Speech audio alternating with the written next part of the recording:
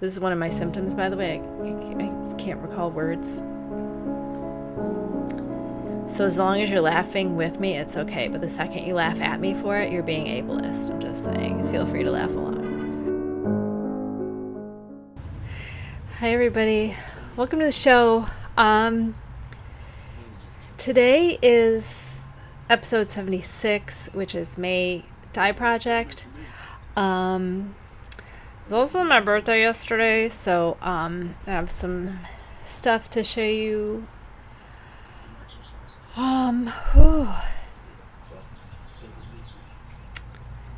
Fun stuff happening in my household today. It got me all jacked up.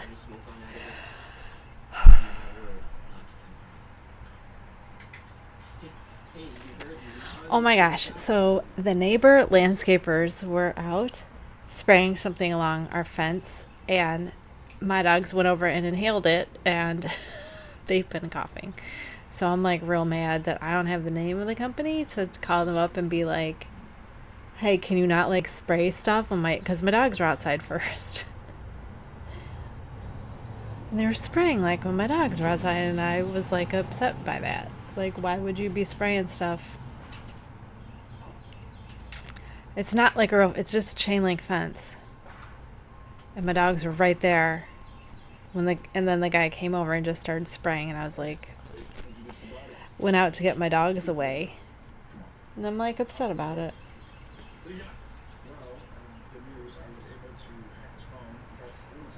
Did you know when you get upset about something and then like you can't calm down about it?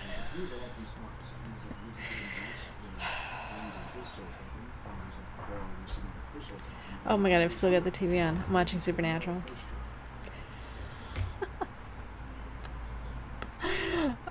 Anyway, this is going to be a terrible show because I already can't focus. So I am wearing one of my tops, and this is in the, it's Knitcrate. But this is the yarn that is in Knitcrate's May box right now. Vitellana Lofty DK. It is a chainette. It is 274 yards to 100 grams. It is 48% merino, 32% cotton, and 20% alpaca. So that's what I'm wearing. If you recall last episode, I was telling you how this is my favorite base ever for the of all time.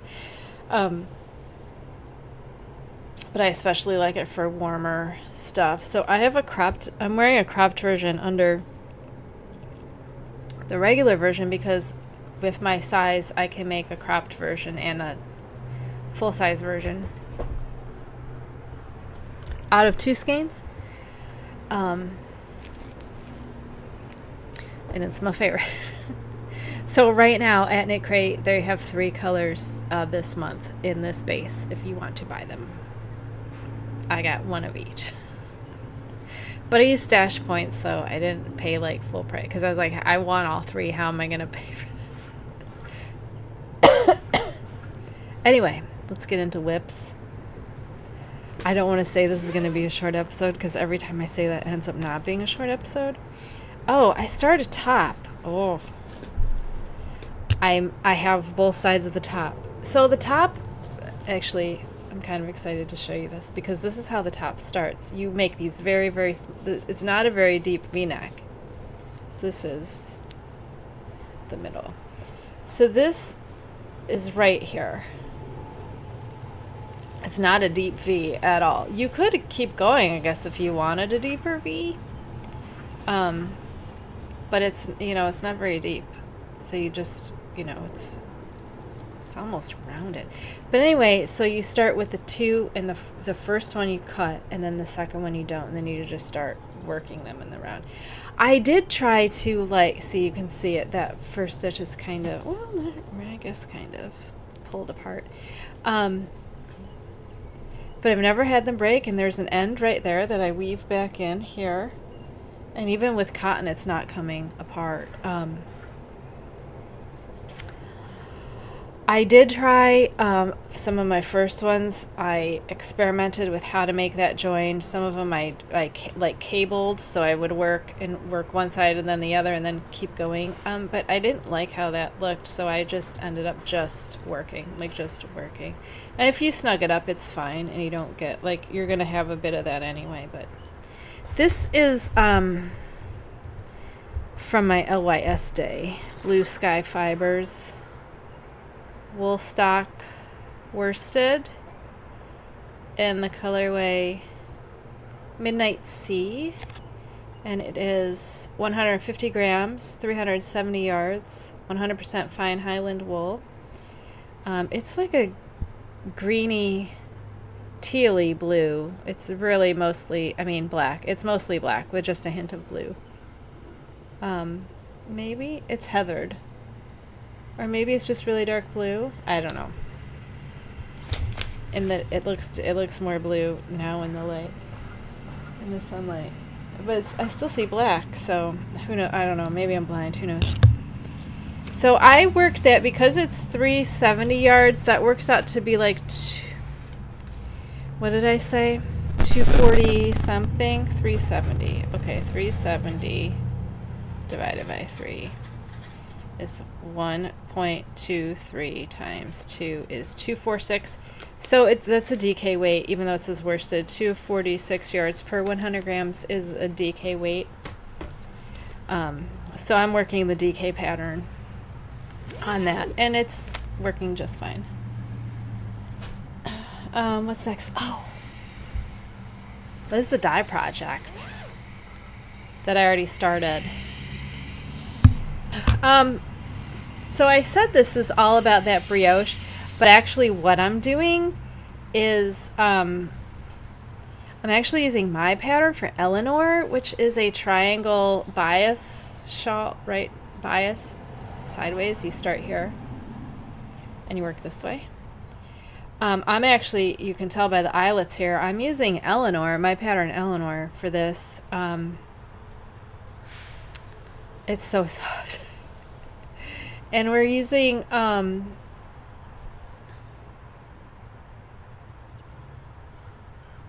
Wicked Knitta.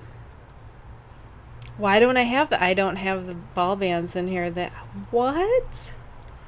I think this is Dewdrop. It's pink and gray on a zebra base. And then the mohair. The mohair base is from Wool to Die For that I dyed gray.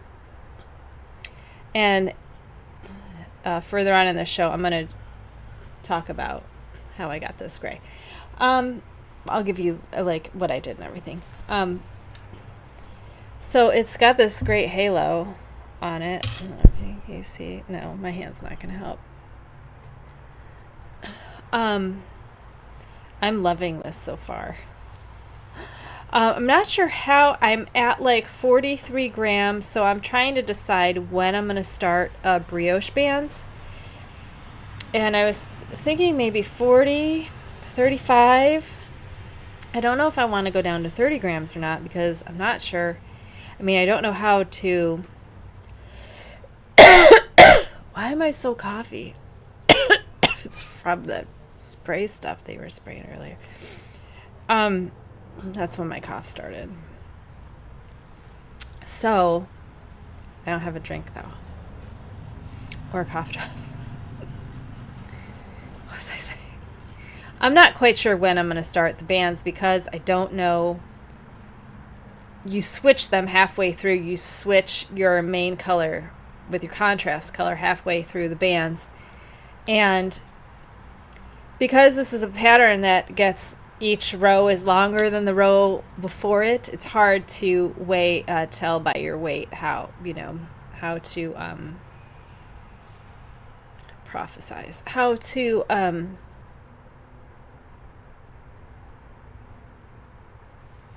there's a word that I can't think of it. Predict. There's how to predict how much you're going to need for that, because they get exponentially larger and use more yarn. So I just haven't decided, because you know me, I don't like to use up. I don't like to have any yarn left over. So it's gonna be hard to figure that out. I probably should have kept track of every row, and then I could have figured out what percentage it continues, which actually I can do that once I start the brioche bands and do one full repeat, measure. Then the thing with weighing your work is that you have to weigh it before you start something, and a lot of times I forget that. I'd have to weigh and then start a brioche band, like a complete repeat. But it's a 4-stitch pattern for 2-color brioche, right? It's a 4 in the flat 2-color brioche flat. I think it's a 4-row repeat, and I'm doing it on Eleanor, which is a 2-row repeat. So it's a 4-row repeat, so I would have to weigh after every 4 rows, and then I could probably predict how much each row increments itself. I can't think of the word. You know what I mean. Anyway, I absolutely love how this is working out, and I cannot wait to. Where is it? I want to show you my contrast. My contrast color is Mourning too, which has yellow in it. So I'm really excited to get to. I think this is just going to be gorgeous. It already is gorgeous, but I'm very much loving it. And it's, you know what I've noticed that I didn't notice when I was making my cowl cape things, whatever we want to call the Espestrico Bonjour.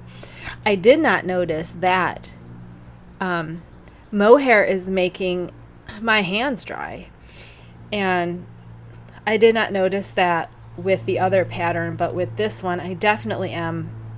And I'm not sure what because this is worked flat and the other one's worked in the round. Otherwise it's the exact same, and I'm probably working on it the same time per day. I don't think I'm working this any more than I've used a stitch marker. This is Katrinkles, because when I come back, this is my free pattern. So on the wrong side, you slip the first and last stitch, and that's to give you a nice edge. And a lot of times I forget to slip. I don't forget when I'm starting the row, but I forget at the end of the row. So I just put this here so that I know. Like, it slows me down and is like, oh, right. So it doesn't do anything other than like a reminder to me to pay attention. So they're not always like something important. Those are the only 2 whips I have going because I have not worked on the shorts, even though like yesterday it was 80 degrees outside. It was so hot. And I was like, it sure would be nice to have some shorts. And then like the rest, I looked at the weather, the weather report, and what did she do? The weather report is like all 70s the rest of the week, and I'm like, I could totally finish the show, and I'm like, I don't want to at all. Isn't she ridiculous? What are you doing? So that blue toy there was actually in my foster room for the kittens, but I washed it, so it was out drying. Fleece and certain things like toys get air dried, so I have this like rack in the living room. It's by one of the heat registers, so that's where I dry. I don't dry things in the basement because I hate the basement. It's full of spiders. So I don't like to go down there. So I hang everything. So she went and stole that. And that's like one of the only kitten toys that I don't give them. And I don't remember her being partial to those when she was my foster. I don't recall her ever. But maybe she has some memory of those toys, because those are small enough that I just give them to the kittens. I don't give them to the cats. But she went and stole that. So I was like, okay, it's yours. You can have it. Anyway,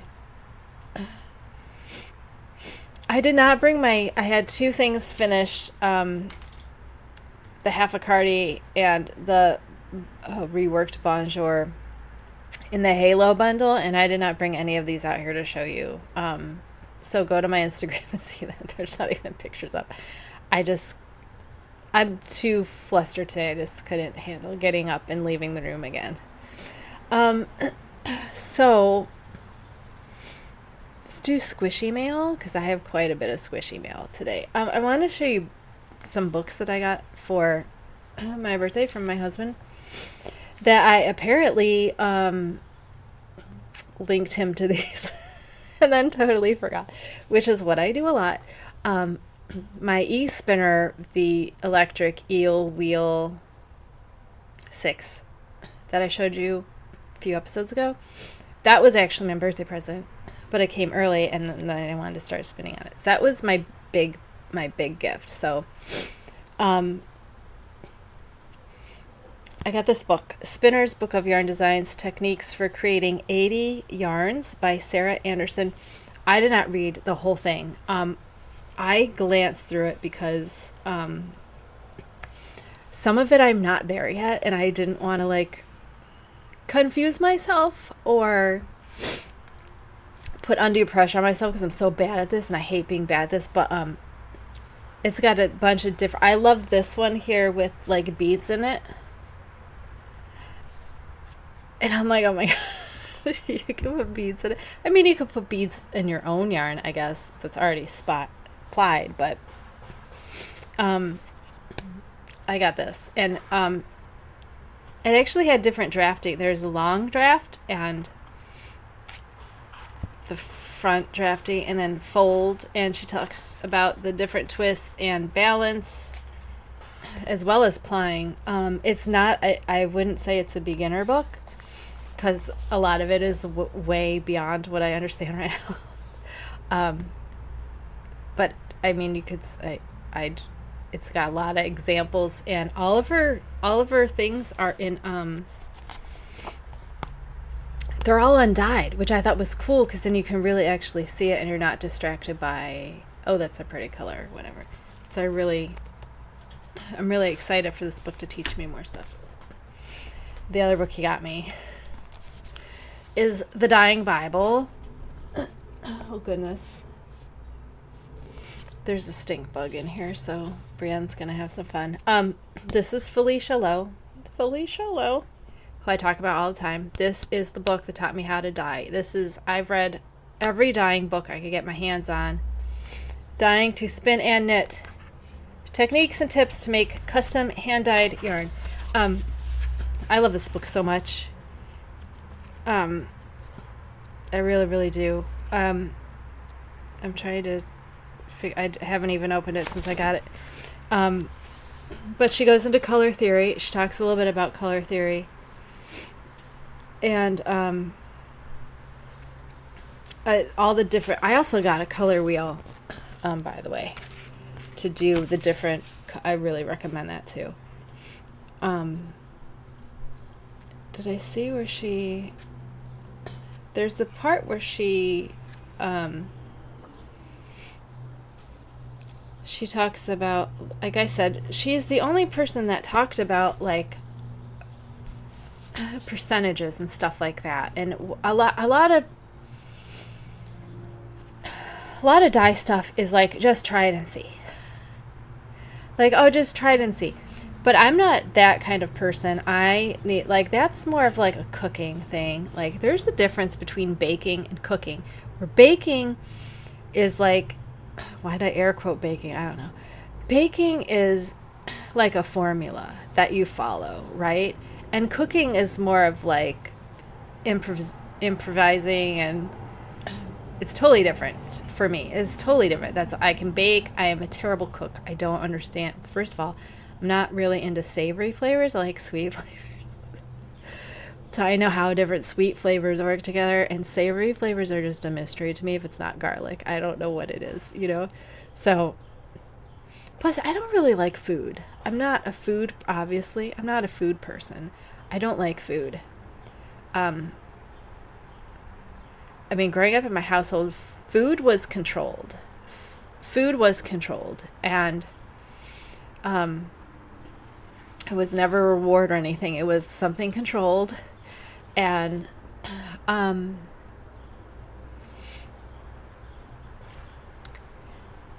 I don't want to talk anymore about that. So I don't know why I got on the food thing. But so if you're the type of person that needs some sort of science, that needs some sort of formula, she goes into the why of everything, of why, why you want to pick these colors.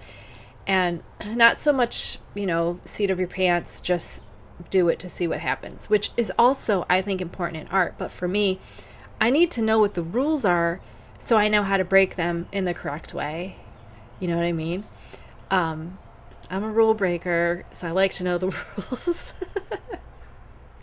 This is hands down the most important book on dyeing that I read. She does go into synthetic dyeing and natural dyeing, but I think most of the focus is on... No, I'm not sure most of the focus is on anything. It's really about color and dyeing, and she even talks about spinning and dyeing, because it's a dyeing fiber too, to spin and knit. So if you are interested in dyeing, I can't recommend this. Read everything you can. I went to my library and ordered every single, because we have an interstate library system where you can order any book from any library in the state that they're all in the same network. So I got every single book on yarn dyeing that I could, and this is the one that I was like, this is the one I need to purchase and have with me to reference over and over. Very, very highly recommend. Okay, so here's what about myself. I feel like this should come with like to thank Aro of Aro Knits and Pearls for being the best enabler on YouTube. She talks about this yarn. I swear to God, Hill Country Weavers they're like a store, right? But they're also like not a manufacturer. Are they a manufacturer? They have their own line of like natural crap, like natural yarn. So she was going on and on about this yarn. And I have to say, it's not as soft as I thought it would be from how she was going on about it, but it is really, really soft. I think because this says alpaca in it too. Yeah, this is alpaca in it, which is why so I don't know. It's pretty comparable, I have to say. I think it is comparable to this. This is Illiminati Sabri. It is... I got this at Hill Country Weavers, but this isn't Hill Country Weavers yarn. What I did was, because it's cotton, it is 85% organic cotton and 15% baby alpaca, 437 yards to 100 grams. It doesn't say 100 grams. It doesn't say 100 grams. Well, that's the first time I've encountered that. It does not say the weight. It is a fine fingering weight. What I did was, I really wanted to try this, but because of the content, like I said, 85% cotton, organic cotton. I don't know if that makes a difference in the softness. 85% cotton. I knew I wouldn't be able to over dye it, so I went looking for black already. Because cotton uses I believe fiber reactive dyes. I don't use fiber reactive dyes. I use acid dyes, which are for protein fibers, which is animal fibers, also nylon and silk. I'm sure there are other protein fibers but that's typically what I use. What was I saying? Oh, so I went looking for this in black because it comes in black. It doesn't say black. It's color 31. 31 is black. $17 a skein, so not overly expensive for sure. 17, please. I paid 30 for a skein, so 17 doesn't break, my bank here. So I got 3 of them. I figured that would be enough for a nice top. Actually, 3 is enough for like a sweater. I have no plan for this whatsoever. I don't even know what RO did with hers. I missed that part. I think I was she was going on and on about how soft it was that I was following links while I was watching her, so I didn't pay attention. But it is really, really very soft. And I'm not a fan of cotton other than this base. So I'm really excited to work this up into something. Because like I said, most of my hand knits are for colder weather. So like when it comes to warmer weather, I'm lost with what to do for anything. Okay, next up, this Patrick's family sent this along to you, which they're probably regretting right now. This, I could not find this online. This is Longtail Knits collection, which is Longtail Knits calico line. Longtail Knits is a local yarn shop for me. Not quite so local. It's quite a bit of ways. But I have been there, obviously. Did that for the yarn tour, I think, was one time I went there. I think this is one of the ugliest colors I've ever seen in my life. I can see why they gifted this to me, other than it's a luxury yarn base that the recipient, I think was his grandmother, would not use this. Or maybe she didn't like the colors. Either way. She mostly knits baby hats for the local hospital, so I think she uses like baby weight acrylic. What is that, like DK sport weight acrylic? So I'm not sure she had an idea of what to these are so ugly. Anyway, I don't know the story of how this came to me, but it came to me. So I'm going to over dye it black, obviously, because what else would you do with this color? It's terrible. The color is called Moss. Price $32. 4 ounces, 496 yards. It's a lot of yardage. Anyway, it is 80% superwash merino, 10% cashmere, 10% nylon, 80-10-10. Who knows what I'll make with this? Almost 1,000 yards of fingering cashmere blend. I'll find a use for it. I wanted to show you, though, how the same color can come out so differently. Which is why hand dyeing is as much of an art as it is science. That this one's so much greener and this one's so much more orange. That's just how it happens. Even in the same pan, this can happen. That reminds me of a very well-known indie dyer that sent me a skein that I thought was the wrong colorway because it was missing colors that were in the picture. And I had a lot of white spots, and the picture that I bought, the picture of the yarn I bought, did not have any undyed yarn. It was solidly colored, not solidly one color, but it was solidly colored. And when I was like, did you send me the right yarn? This doesn't have as many colors as the pic. Like, it was literally missing colors. And she was like, that's the nature of indie dyed yarn. And so I never bought from her store. She's huge right now, and I don't understand. Her customer service is awful. So I never bought from her again. But for the record, I know that does happen. I don't think missing colors should happen. That's why I like when people like actually describe the color in their listing. I love that because the monitors are always different, and a lot of times they get yarn that doesn't look at all. A lot of times I will message them and be like, is this black, brown, or blue? Because you can't tell.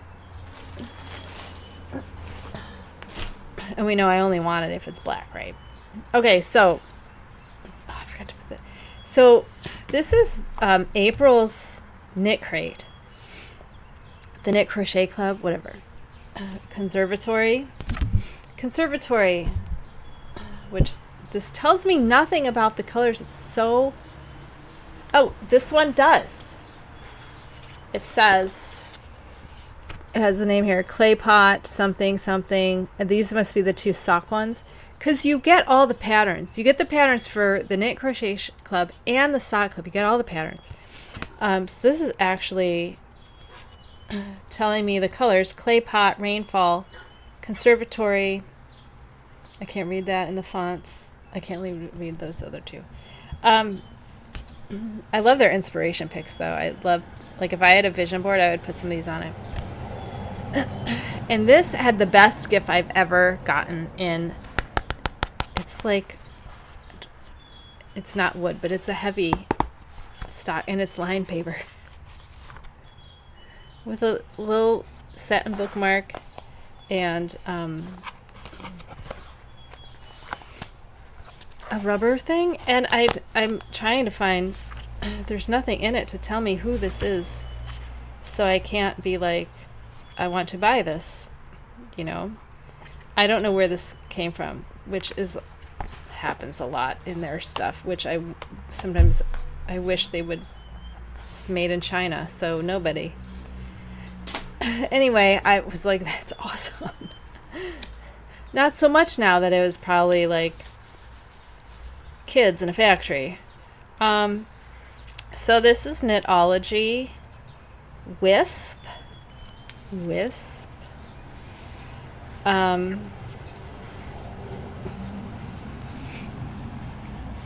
is 100% merino wool, DK weight, 236 yards per 100 grams. Colorway is Rainfall, which is purple. Now on the reveal, the early preview, I mean, this looked blue. So I skipped it because I was like, I don't need another blue top because they have a lot of blue. So I skipped it. But then in the reveal, she said, a lot of you were saying in the comments, is blue. It's not blue, it's purple. And I went, oh, damn it. So I had to email them and be like, I want this month's crate. Changed my mind. I thought it was blue. And she said it's purple, so now I want it. And it's a non-superwash merino, which means I get to have a non-superwash merino top in purple. This is literally my favorite purple color. It's not quite eggplant, you know, with the red eggplant, and it's kind of more of a bluey royal purple. Yeah, I would say it's more to the blue side than eggplanty. But it's really kind of in between. It's really kind of in between. But I absolutely love purple. Weird that I love purple, but I'm not crazy about blue. That doesn't really make a lot of sense to me, but whatever. I like what I like. And I have to say that Knitcrate's customer service is always amazing. And I always am emailing them. Like I emailed, okay, if you don't know this, because I'm insane, and you get like an email from Knitcrate, if you're signed up for the month, you get an email like at midnight on the 1st of the month that says reoccurring charge, blah, blah, blah, whatever. And so I think it was that, whatever the Sunday was, the first Sunday in May. Was that the first? Yeah, it was the first. The 1st of May was a Sunday. So Sunday morning, I got the thing. And then I'm like, oh, I better put in that I want the other 2 crates, you know, before they run out. I don't know why I thought that, but I did. So then they were showing us sold out on the other 2 crates. And I'm like, oh my God, you can't do this to me. I need all 3 colors because it's my favorite base, right? So I emailed them and I was like, how do I get these other colors? Like what? And then they explained that when it's released, especially if it's Sunday, because they don't know how many they're going to ship out, they don't have them open, I guess. So anyway, she was like, just wait and do it again. So I was able to get all 3 crates. Just a little heads up if you're like me and crazy and have to have everything immediately.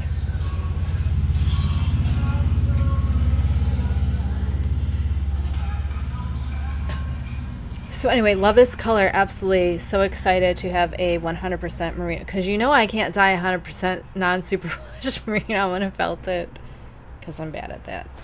Okay, that's all for Squishy Mail. Should we do a dye project?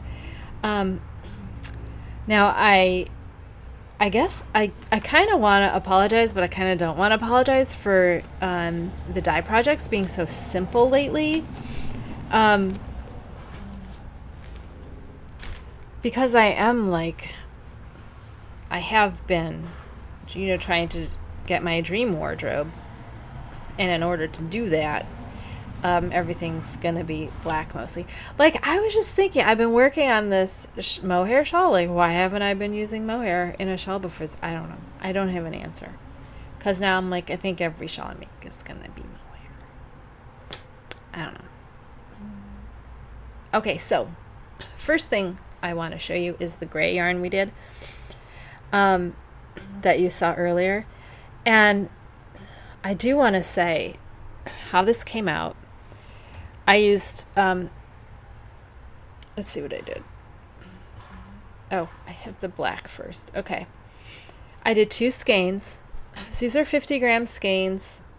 Shit. 459 yards, I think. Get it, girl. 459 yards, I think. Something crazy like that. I know it's not 460 like the sock, but it's pretty close. I did 1%, 0.1% Prochem Wash Fast Black. I don't know if that's technically the name, but that's what my jar says, Wash Fast Black. So I did 2 50 gram balls, so that makes 100 grams. So I did 0.1 gram of black to get this. Oh, I meant to bring my color swatches so you could see how close. But I wanted to say that I got up to 180 degrees. I did not have to go higher than that. The water started clearing. I mean, the water wasn't very dark to begin with. So when it started clearing at 180, I just turned the burner off and just let it sit. Because these were done in a stock pot. I wanted to point out that there is a lot of variegation on this yarn. And if you notice, the main part, the actual yarn part, I mean, I know the fuzzy part is called halo, but what do you call the other part? I don't really know.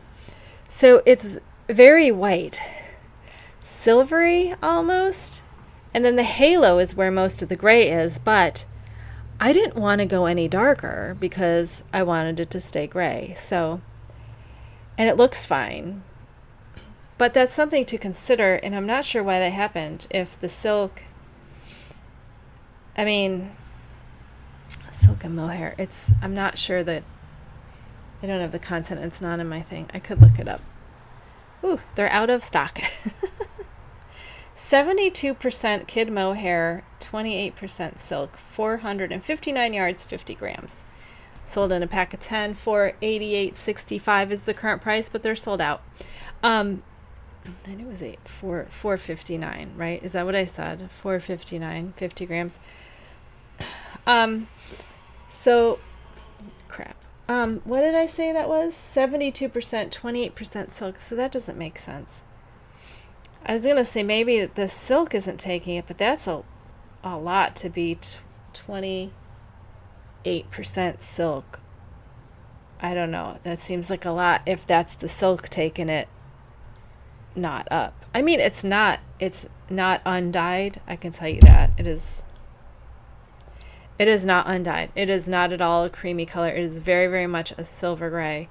I'm just wondering why it came out that way. I'm not quite sure. I don't dye silks, and this is my first time dyeing, my second time dyeing mohair. My first time dyeing mohair, something that wasn't black. No, because I put the pink.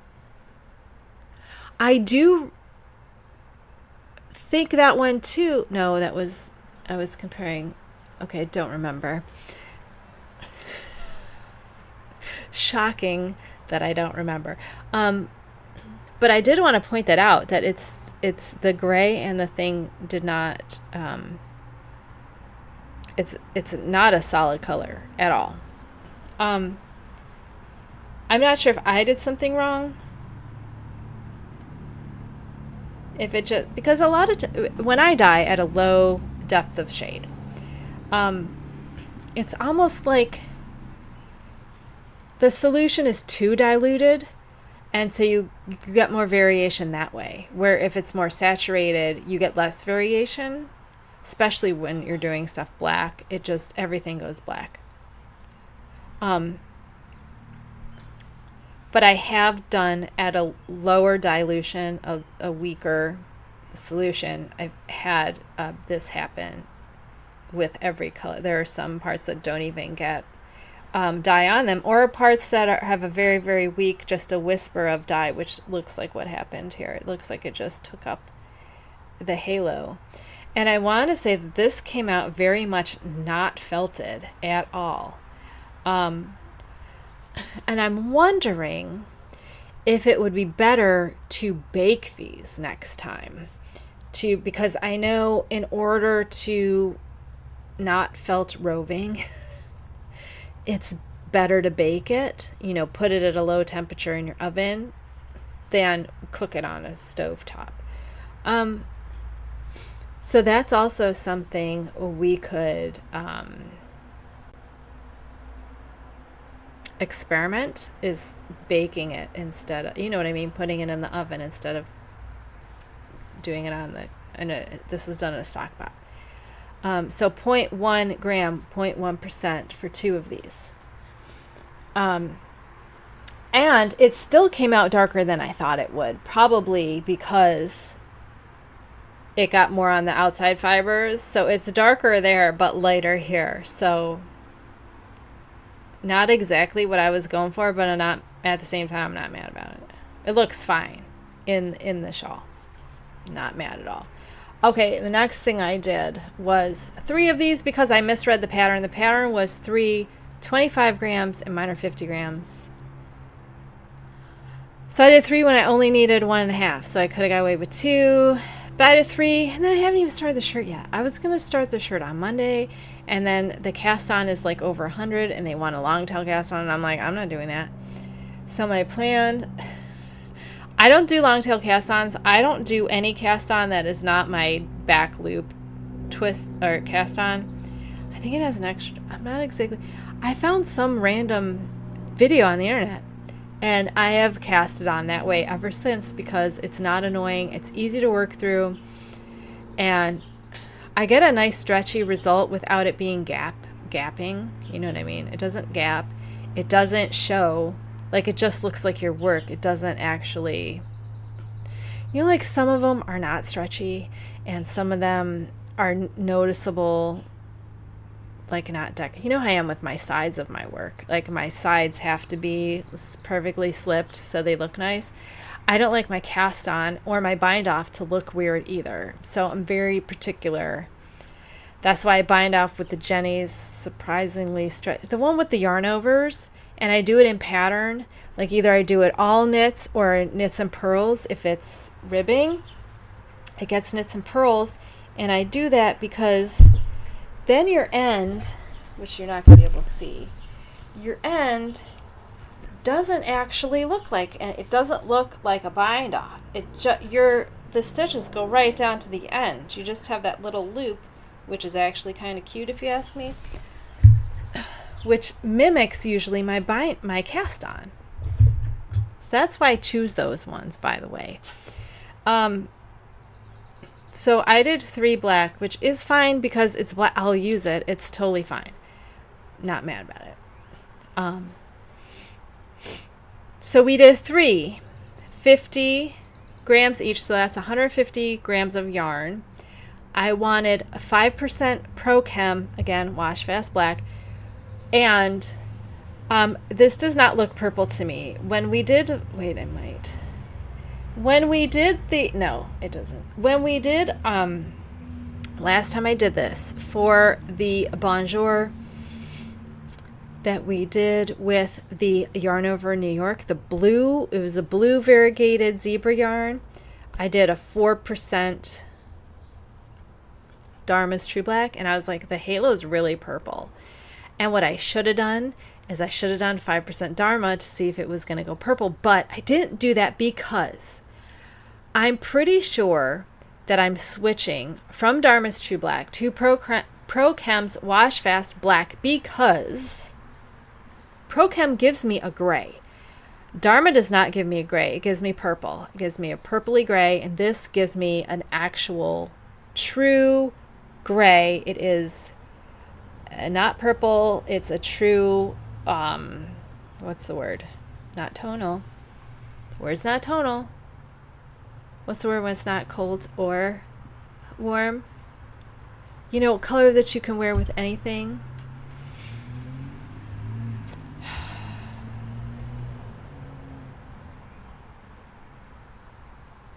It'll come to me. It'll come to me. It'll probably be after the show's over, but the word will come to me. Okay, my husband said the word is neutral, but I still don't feel like that's right. I'm sure I'll think of it in like as soon as I'm done recording, and then I'll be kicking myself that I didn't know what it was. Anyway, so 5% Prochem Wash Fast Black. So because we're doing 3 skeins, that's 150 grams. So 5% is 5 grams plus half of 5 grams, which is 2.5. So 7.5 grams to get us 5% on 150 grams. So the problem with this is, again, I did it just like the gray, and you're not gonna, I don't think you'll be able to see, but the black actually kind of felted. And what I did, I did them exactly the same at the same time, only this, the dog's out, by the way. That I turned the temperature off at 180. This I went up to 185, and it wasn't clearing, so I stopped and let it go for like 30 minutes, and then whenever it dipped down, the temperature dipped down, it still wasn't clearing, so I went back up. Oh, just scratch myself. Then I went back up to 185 dogs in the street. And there's a FedEx. I swear to God. I swear to God. I swear to God. And you know what? They put a tie out. There is a tie out in their front. Hey, Lola, come here. She's right there, barking at this guy right here. Do you see her not moving? She's not moving. She's not going to grab her dog. Oh my God. What's the word? See, what people don't realize is that this happens every time their dogs are out. So you're giving them the benefit of the doubt, right? And it happens every time, like multiple times a day. That's my problem, is that I'm sure that guy has no problem with that dog running up. I wouldn't have a problem with the dog running up to me either, but a lot of people would. And that happens a million times a day, and the dog is in danger, and it makes me so angry. There's a tie out in their front yard now for that dog. My husband saw that dog on it one time. So she's out right now. Doesn't have the dog on it. I swear to God, I can't with those people. Anyway, so because I had to up the temperature quite a few times, this did felt a little bit, and I was able to skein it up, and it didn't skein up any differently. I don't think it's really technically felted. It's more, well, I mean, let's compare. Let's compare, because I have both of them together. So here's the gray. Let's look at the halo on that you're not going to be able to see. So you'll just have to take my word for it, I guess. Yeah, because this is lace weight. You know, I don't really see a difference in the halo. I really don't. I don't see a difference. Looks the same to me. They're both pretty. I mean, it's still got a nice halo on it. It might seem a little bit more tangled, but it's not like melted off or anything. I mean, they're bunching out the same amounts. I don't see a difference. I thought I would see a difference. Not sure I can compare these because this one's still pretty compact, but I do see a little bit more halo on the gray than on the, see, you're not going to be able to see that with my skin tone. So only on, no, see here they look the same. Okay, so I'm going to say it doesn't matter, but in the skein, in the skein you can totally tell, and Tina and I were talking about that when we were at the local yarn shop day. Tina from Tina's Twisted Fibers, we were actually talking about that because hers were by other mohair that was obviously looking like mine stuff. It does not look good in the skein. It does not look good here. It looks very like mushed, and this looks very it could be too that it's solid black. There is no, but see, I remember seeing the other colors and seeing an obvious difference. They look like matted almost, where this did not, but this did. So that's why I'm saying it might be, I mean, I usually do have to go to higher heat for a longer time to get black to exhaust. Not all the time, but not ever in a nylon blend. But in everything else, I do need more heat and more acid and more time to get the rich blacks that I like.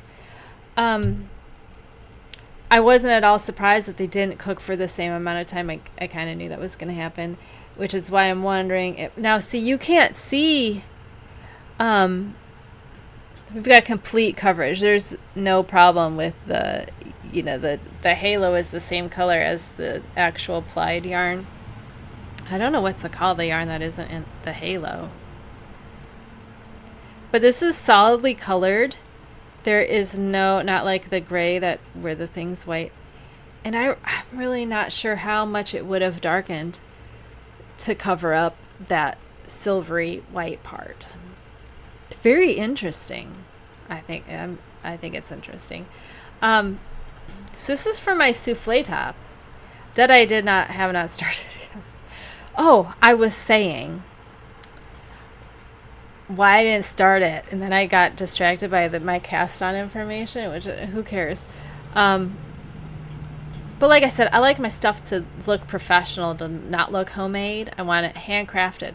So to me, having a cast-on and a bind-off that are relatively unnoticeable to me, I mean, obviously, sometimes you want a noticeable border, like you want an I-cord or a picot bind off, that's fine. You know what I really like is the folded over hem one. Love that. You can cast on and bind off with those, by the way. Love it, because then your ends are hidden anyway, and who doesn't love that? Then it's totally seamless. But I like having a cast on and a bind off that is stretchy with the fabric and that is unnoticeable, because I don't want it noticeable. I just don't. Some people might. It's what you like. Who cares? Like what you like. That's fine. I don't like it. I don't mind that other people like it, and I can appreciate work that does look like, I mean, probably not so much if either one of them are puckering your work. Then I'd be like, you need to do something about that, because that's like a mistake. Unless you wanted it puckered for some reason. Like I know the souffle top comes around and does, I think, an I-cord at the neck to pull it in. But anyway, oh my God, I'm so getting off the topic. My point was that the souffle top has, the cast on is over 100. So they said to do long tail, and I'm like, well, if I'm working into it afterwards anyway, does it really matter what I do? So what I decided, because in this instance I can tell that they did a long tail cast on, because long tail cast on gives you your cast on plus one row of work. So, which is probably why I hate it. And I'm like, I'm not doing long tail cast on in mohair. Are you out of your mind? It's not going to happen. So I decided I'm going to do my regular, I think it's a modified backwards loop, because she doesn't use her, I don't use my thumb. I don't use my thumb. I use my finger and I twist a little bit. But I think it's the same motion as a backward loop. But the backward loop I learned with my thumb, and you stick your needle like this and you like backward loop it like this. But I do it this way and do some sort of twist, and then you flip it on and then you tug it. Which I don't know how I'm going to do that. Oh, God damn it. Okay, go. We're almost done. They're repaving. They started repaving the road last week. And apparently now they're getting around to finishing it. So my point was, instead of doing long tail cast on, which I don't want to do, I am going to do my modified backwards loop. I'm just going to call it modified backwards loop because I don't know what else to call it. And then I'm going to do 1 row of knit. And then it'll be just like doing the long tail. And then I'm going to start the pattern. I'm not going to tell you because it's a paid pattern and I don't want to give anything away, even though I'm not sure that gives anything away. But I'm not doing a long tail cast on it. Mohair, you're out of your mind. Out of your mind. I still don't know when I'm going to start it, which sucks because I really want the top done because I think it'll be cute. But at the same time, like, where are you going to wear it? You don't go anywhere. Where are you going to wear that to? I don't know, okay? I don't know. I still want to get the top done, though. Because I have this skirt, and it's going to look so cute that I'm probably, like, going to want to get all dolled up and, like, take pictures of it outside. Which is dumb, but I probably will.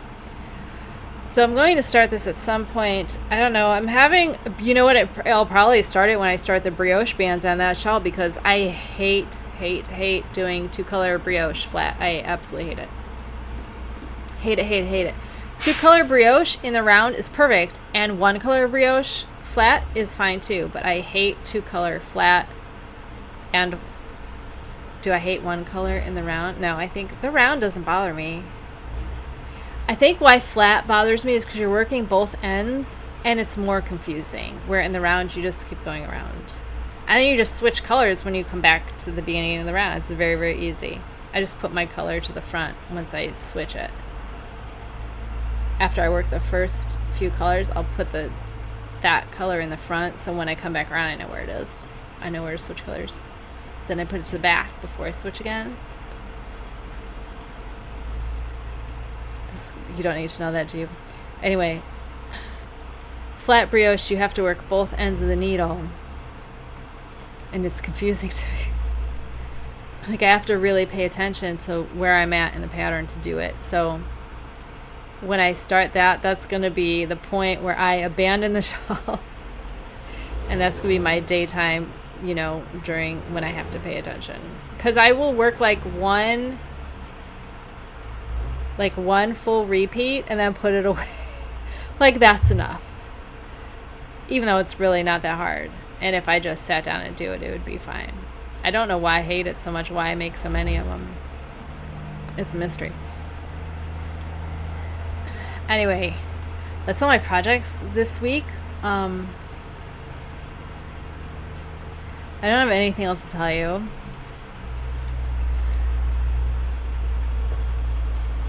I feel like more trucks are coming. Next week is planning summer projects, which I haven't even started yet. So next week we'll go over all the projects I have planned for summer.